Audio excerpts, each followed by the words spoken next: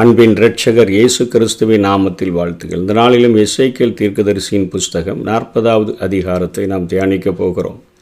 40வது அதிகாரத்திலிருந்து 48வது அதிகாரம் வரையிலும் ஒரே சம்பந்தமான தரிசனத்தை இங்கே கடைசியாக எசேக்கியேல் வடித்திருப்பதை நாம் பார்க்க முடியும். சிறையிருப்பு நிகழ்ந்த 25வது வருஷம் என்று சொல்லுகிறது. அவர் கிமு 597 சிறைபிடிக்கப்பட்டார். கிமு 572 இவைகள் எழுதப்படுகிறது.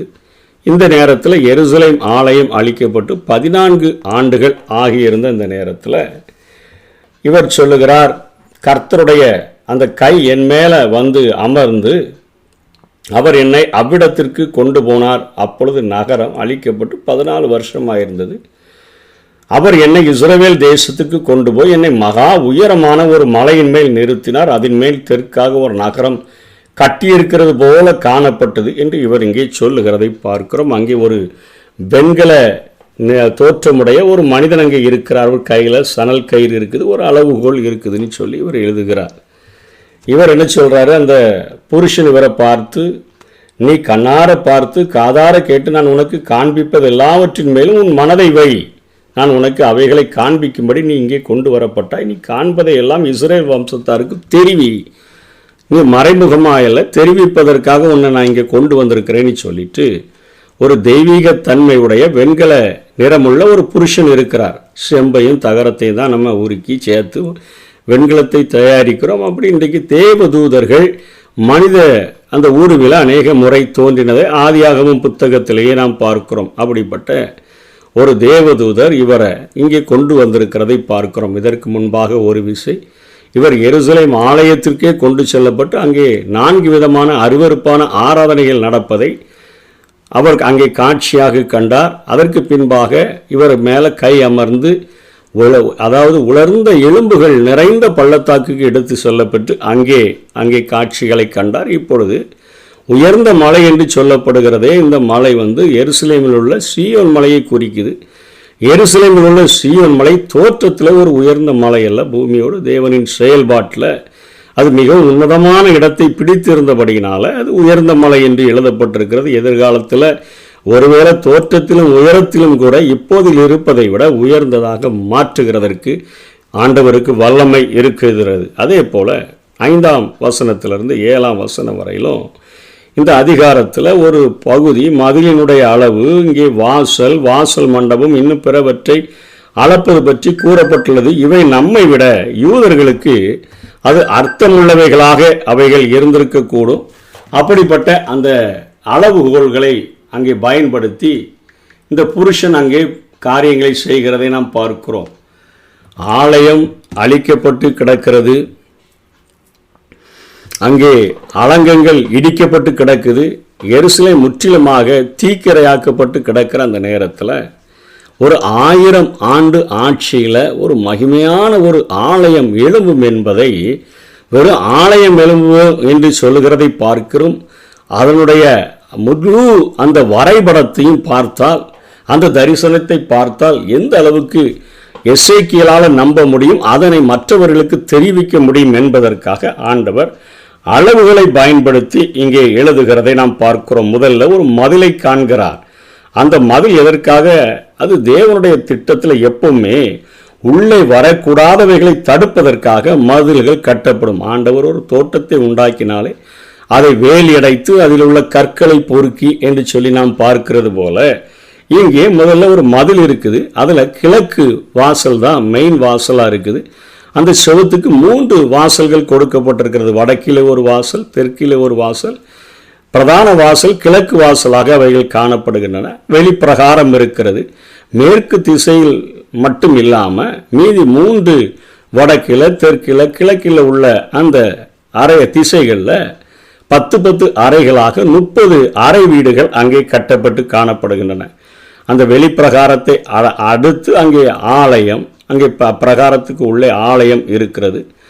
இந்த சுவரினுடைய அகலமானது 10 அடி அகலமும் 10 அடி உயரமுடையதாக இந்த சுவர் காணப்படுகிறது. அங்கே அவர் சணல் நூறையும் அங்கே அளவுகோலையும் பயன்படுத்துகிறாரே. பெரிய நீளமானவற்றை அளப்பதற்கு சணல் நூலையும், குட்டையானதை அளப்பதற்கு அவர் அளவுகோல்களையும் அவர் பயன்படுத்துகிறவராக இருக்கிறார். இந்த சுவத்தில் இருக்கக்கூடிய அந்த வாசலும் அதற்கு நேர் எதிராகத்தான் அந்த உள் மண்டபத்துக்கு போகிற வாசல். அதிலேயும் 3 வாசல்கள் அவைகள் காணப்படுகின்றன. இப்படியாக அந்த ஆலயம் அமைக்கப்பட்டிருக்கிறதை அவர் அங்கே பார்க்கிறார். அங்கே பார்த்து கொண்டு அவர் நிற்கும் பொழுது அவர் அங்கே பார்க்கிறார் 11ஆம் வசனத்தில், வாசல் நடையினுடைய அகலம், கதவுகள் அது கல்லால் செய்யப்பட்ட ஒரு தாங்கிகளில் தொங்கவிடப்பட்டிருக்குதுன்னு. இது வாசல் நடைக்கும் கதவுகளுக்கும் உடைய அகலத்தின் வித்தியாசம் 6 அடி இருப்பதனுடைய விளக்கத்தையும் அது சொல்கிறது. 16ஆம் வசனத்தில் தூண் ஆதாரங்களில் சித்தரிக்கப்பட்ட பேரிட்ச பழங்கள். இது அங்கே சாலமோனுடைய நாட்களிலே யாவீன் போவாஸ் என்கிற 2 மிகப்பெரிய தூண்கள் அங்கே ஆலயத்தில் இருந்தன. அது சாலமோன் கட்டிய அந்த ஆலயத்தை நினைவுபடுத்துகின்றன. அதில் அநேக பேரிட்ச பழங்கள் அது சித்தரிக்கப்பட்டதாக அவைகள் காணப்பட்டது என்று சொல்லப்படுகிறது. இப்படியாக அறை வீடுகள் 30 அறை வீடுகள் கொண்டு இருந்தது. இந்த அறைகள் பண்டக சாலைகளாக, அதாவது தொழுகைக்கு வருகிறவர்கள் அவங்க சந்தித்து பலி செலுத்தக்கூடிய உணவு பகிர்ந்து கொள்ளுகிற அந்த இடமாக அவைகள் அங்கே காணப்பட்டதை குறித்து நாம் பார்க்கிறோம். அதாவது என்ன சொல்லப்படுகிறது, திட்டமும் தெளிவுமாக ஆண்டவர் 1000 வருட அரசாட்சி வரையிலும் தன்னுடைய ஜனங்களை இந்த சிறையிருப்போடு கூட 70 வருடத்தோடு கூட அழித்து விட மாட்டார். இந்த உலகத்தினுடைய கடைசி நாட்களிலே முடிவுகளிலே இப்படிப்பட்ட ஒரு மகா பெரிய ஒரு எழுப்புதலை, ஒரு பெரிய காரியத்தை இஸ்ரவேல் தேசத்தில் ஆண்டவர் செய்வார் என்கிறதை உணர்த்தி வைக்கும் வண்ணமாக இங்கே எசேக்கியேலுக்கு இப்படிப்பட்ட தரிசனம் கொடுக்கப்படுகிறது. 19ஆம் வசனத்தில் கீழ்வாசல், அது பரிசுத்த ஸ்தலத்தை சுற்றிலும் அமைந்த உட்பிரகாரத்துக்கு அதில் ஒரு 3 கதவுகளிட்ட வாசல்கள். இந்த 3 வாசல்களும் வெளிப்பிரகாரத்து வாசலுக்கு நேர் எதிராக அமைந்திருந்தது. கிழக்கு வாசல், வடக்கு வாசல், தெற்கு வாசல் என்று இருந்தது. மேற்கே வாசல் கிடையாது. இப்போ இவர் சொல்கிறாரு 28லிருந்து 37 வரை, தெற்கு வாசலால் என்னை உட்பிரகாரத்திற்கு அழைத்து கொண்டு போய் உட்பிரகாரத்துக்கு கொண்டு செல்லும் வாசல் வடிவமைப்பிலும் அளவிலும் வாசலை போலவே இருந்தது. ஆனால் உட்பிரகாரத்துக்கு 8 படிகளும் வெளிப்பிரகாரத்திற்கு 7 படிகளும் இருந்தன என்று சொல்லி திட்டமும் தெளிவுமாக ஆண்டவர் இவைகளை செய்வார் என்கிற காரியத்தை 100க்கு 100 தன்னுடைய வாழ்விலே அவர் கண்ட தரிசனம் இந்த இஸ்ரவேல் தேசத்தில் நிறைவேறும். அது 1000 வருட அரசாட்சியில் மிகவும் துல்லியமாக நிறைவேறும் என்பதை உணர்த்தி வைக்கும் வண்ணமாகவே எல்லா அளவுகளும் அவருக்கு தெளிவாக கொடுக்கப்படுகிறதை பார்க்கிறோம். அதனைத் தொடர்ந்து 38லிருந்து 39 வரையிலும் அங்கே விலங்குகள் பலியிடுகிறதற்காக 8 பீடங்கள் இருக்கிறதை அவர் பார்க்கிறார். அவற்றின் மேலே தகன பலிகள், பாவ நிவாரண பலிகள், குற்ற நிவாரண பலிகள் எல்லாம் ஆசாரியர்கள் செலுத்தினதாக அங்கே நாம் பார்க்கிறோம். இது ஒரு சின்ன குழப்பத்தை அநேகருக்கு இது கொடுக்கக்கூடியதாக இருக்கும். இயேசு கிறிஸ்து பலியாக செலுத்தப்பட்ட பின்பு ஏன் இந்த காரியங்களை குறித்து பலிபீடத்தை அங்கே எசேக்கியேல் அவர் காண்கிறார் என்று சொன்னால், அங்கே நாம் தெளிவாக தெரிந்து கொள்ள வேண்டும். இங்கே எபிரேய நூலினுடைய விளக்கத்தையும் எசேக்கியேலின் கூற்றையும் போட்டு குழப்பிக் கொள்வதே நமக்கு நிறைய குழப்பத்தை கொண்டு வரும். எபிரேய நிருப ஆசிரியரும் எசேக்கியேல் தீர்க்கதரிசியும் யாரை முன்னிறுத்தி பேசுகிறார்கள் என்பதை நாம் முதல்ல தெளிவாக புரிந்து கொள்ள வேண்டும். அதாவது எபிரேய நூல் ஆசிரியர் கிறிஸ்துவை பற்றி, அந்த கிறிஸ்துவின் சபையை பற்றி பேசுகிறார். இந்த திருச்சபையில் யூதன் புறஜாதி இதில் வேறுபாடே கிடையாது. இயேசு கிறிஸ்து இந்த நாட்களில் நம்ம ரட்சிக்கப்பட்டோம்னா யூதன் புறஜாதி என்கிற வேறுபாடு இல்லை. திருச்சபையின் காலமானது கிருபையின் யுகம் மட்டுமே. கிருபையின் காலம், இந்த கிருபையின் யுகம் ஒரு புதிரான ஒரு காலகட்டமாக காணப்பட்டது. பழைய ஏற்பாட்டு பிரமாணங்களில் இருந்தும் எதிர்பார்ப்புகளில் இருந்தும் மிகவும் வேறுபட்ட ஒரு பிரமாணத்தை கொண்டது. இதன் பிரமாணம் பிற அந்த யுக மக்களுடைய பிரமாணத்துடன் அப்படியே ஒன்றி போவதல்ல. இது அந்த பழைய ஏற்பாட்டு விசுவாசிகளுக்கு இந்த கிருபையின் காலம், இந்த சபை தோன்றுதல், சபை மனவாட்டியாக எடுத்துக்கொள்ளப்படுதல் இவைகளை குறித்து தெரியாது. எசேக்கியேல் மீட்கப்பட்ட ஒரு யூதனின் காரியத்தை குறித்து பேசுகிறார். அங்கு யூதன் புறஜாதி என்கிற வேறுபாடு உண்டு. யூதர் சில காலம் தள்ளப்பட்டிருந்து பின்பு சேர்த்து கொள்ளப்படும் பொழுது ரோமர் 11 பார்க்கிறோமே, அவர்கள் பின்பற்ற அவங்களுக்கு வழங்கப்பட்ட பழி சடங்குகள் இப்பொழுது புதிய கோணத்தில் அவர்களுக்கு அவ புதிதாக வழங்கப்பட்டிருக்கின்றன. இது அவர்களது கல்லில் எழுதப்பட்ட பழைய உடன்படிக்கையின் பார்வையாக அல்ல, இதயத்தில் எழுதப்பட்ட புதிய உடன்படிக்கையானது. எப்படி எரேமியா 31 அதிகாரம் 31 34 வரை படிக்கிறோமோ அதே போல அவர்களுக்கு கொடுக்கப்பட்டிருக்கிறது. முன்பு மேசியாவின் பலியாகுதலை முன்னோக்கி பலி செலுத்தினவர்கள் இனி மேசியாவின் பலியாகுதலை நினைவு கூர்ந்து ஆச்சாரங்களை கடைபிடிப்பார்கள். நம்ம இப்போ இன்னைக்கு சபையின் காலத்தில் வாழ்கிற நம்ம கிறிஸ்துவினுடைய மரணத்தை நினைவு கூறும்படியாக காட்டி கொடுக்கப்பட்ட அன்று ராத்திரியிலே அவர் அப்பத்தை எடுத்து அதை போஜனம் பண்ணின பின்பு அந்தபடியே பாத்திரத்தையும் எடுத்து பானம் பண்ணினார் என்று சொல்லி அதை நினைவு கூறுகிறது போல இவர்கள் செலுத்துகிற பலிகள் அந்த நாட்களிலே புதிய உடன்படிக்கையின்படி அவைகள் நினைவு கூறுகிற பலிகளாக காணப்படும். ஆகவே இது ஒருவேளை ஆரோனின் பலி முறைமைகளுக்கு அநேக ஒற்றுமைகள் இருப்பது போல காணப்பட்டாலும் வேற்றுமைகள் பலவும் நிறைந்ததாக காணப்படும். நினைவு கூறுதல் பலிகளான இவை ஒரு வகையில் திருச்சபையின் திருவிருந்துடன் அது ஒப்பிடப்படக்கூடியதாக இருக்கிறது. என்றென்றைக்கும் பூரண பலியாக மாறினவரை நினைவு கூர்ந்து ஆராதிக்கப்படுவதுதான் இந்த பலிகளை நினைவு கூறும்.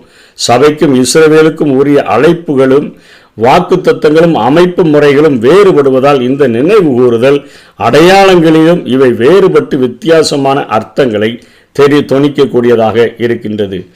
ஆகவே இப்படிப்பட்ட காரியங்கள் 1000 வருட அரசாட்சியிலே நடக்கும் நினைவு கூறுதலின் பலிகளாக இவைகள் காணப்படும். இதனைத் தொடர்ந்து சதுர வடிவத்தில் உள்ள அந்த பலிபீடத்தின் அமைப்புகள் 44 45 அங்கே ரூம் நிறைய கட்டியிருக்கிறாங்களே, அது சங்கீதக்காரர்களுடைய அறை வீடுகள், ஆசாரியர்கள் தங்குகிற காரியங்கள் இவைகளெல்லாம் காணப்படுகின்றன.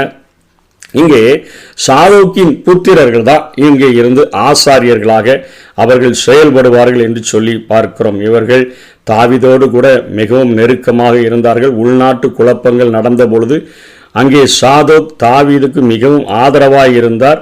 சாலமோன் கால அந்த ஆலயத்தில் இவர் தான் பிரதான ஆசாரியனாக இருந்தபடியினால 1000 வருட அரசாட்சியிலும் இந்த சாதோக்கின் வம்சத்தாரே பிரதான ஆசாரியர்களாக இருப்பார்கள். மற்ற லேவி கோத்தரத்தார் அங்கே ஆலயத்தை சுத்திகரிப்பதிலும் மற்ற பனிமூட்டுகளை கழுகுகிற காரியங்களிலும் அவர்கள் இருப்பார்கள். ஆசாரியர்களுக்கும் பாடகர்களுக்கும் அங்கே அறை வீடுகள் கட்டப்பட்டிருக்கும் என்கிற தெளிவான வரைபடங்களை இங்கே கொடுத்திருக்கிறதை பார்க்கிறோம். இன்றைக்கு தேவாலயத்தில் வருகிற வேதாகமத்தில் அநேக காலகட்டங்களில் தேவாலயங்கள் இருந்திருப்பதை நாம் அறிய முடியும். வேதாகமத்தில் அது மோசையினுடைய ஆசரிப்பு கூடாரம்தான் முதல் தேவாலயம். யாத்ராகமம் 40 அதிகாரத்தில் சுமார் கிமு 1500 1000 வரையிலும் இந்த ஆசரிப்பு கூடாரம் தான் இருந்தது. சாலமோனினுடைய தேவாலயம் 2வதாக 1 ராஜாக்கள் 8 அதிகாரத்தில் சுமார் கிமு 1000 586 வரையிலும் இந்த ஆலயம் இருந்தது. 3வது செருபாபேல் கட்டின தேவாலயம் எஸ்ரா 6 பார்க்கிறோம். இது 516 கிபி 70 வரையிலும் இந்த ஆலயம் இருந்தது. பின்பு ஏரோதினால இது புதுப்பிக்கப்பட்ட ஒரு ஆலயமாக மாற்றப்பட்டது. 4வது கிறிஸ்துவின் சரீரமாகிய தேவாலயம் என்று சொல்லி இங்கே யோவான் 2:21 பார்க்கிறோம். கிறிஸ்துவே தன்னை தேவாலயமாக சொல்லுகிறார். இதை இடித்து போட்டு 3 நாளைகளுக்குள்ளாக நான் கட்டுவேன் என்று சொல்லுகிறார். அதே போல 5வதாக திருச்சபையாகிய தேவாலயம். இந்த திருச்சபையாகிய தேவாலயத்தில் 3 பிரிவுகள் காணப்படுகின்றன. உலகளாவிய திருச்சபையையும் நாம் தேவாலயம் என்று அழைக்கிறோம்.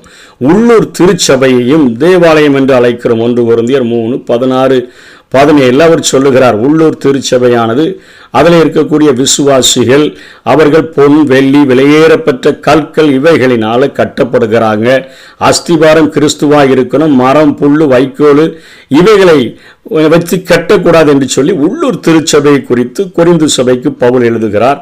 தனி விசுவாசியினுடைய சரீரமும் திருச்சபையாக காணப்படுகிறது. அதனைத் தொடர்ந்து வெளிப்படுத்தல் 11 உபத்திரவ கால தேவாலயம் காணப்படுகிறது. 6வதாக 7வது 1000 ஆண்டு ஆட்சி கால தேவாலயத்தை குறித்து தான் இங்கே எசேக்கியேல் பேசுகிறார். ஏசாயா 2 அதிகாரம் 3 வசனத்திலும் பார்க்கிறோம். எசேக்கியேல் 40-48 வரையிலும் இப்படிப்பட்ட ஆலய மண்டபங்கள் ஆலயங்களை குறித்து இங்கே எசேக்கியேல் பேசுகிறதை பார்க்கிறோம். வேதாகமத்தில் வருகிற தேவாலயங்கள் 7 காலங்களை கொண்டதாக 7 தேவாலயங்களை குறிக்கக்கூடியதாக இருக்கிறது.